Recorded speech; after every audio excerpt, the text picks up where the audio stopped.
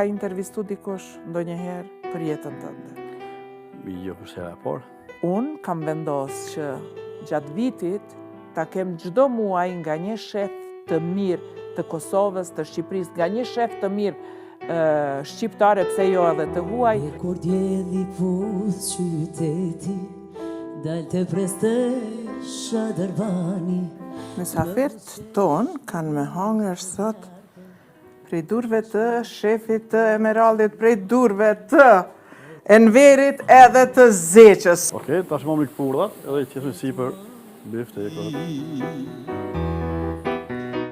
Hape zemrën shpirë, se më mbyti malli. Edhe në vitin 93, si një 16 vjeçar e marrë edhe rrugën për Gërbet. Kjo udhtu vetë. Kam udhtu me një gjolt migjës, ti kisha pas ment të strudhën e isha figu, se ka qenë natë, ka qenë dimër, ka qenë nëntor, ka qenë borë. Sa vjetë se ke pa nanë? 7 vjetë. 7 vjetë. Mas 7 vjetë shtakimin, mas pjego pak për takimin me nanën. Është emocion. Çka të tha nana?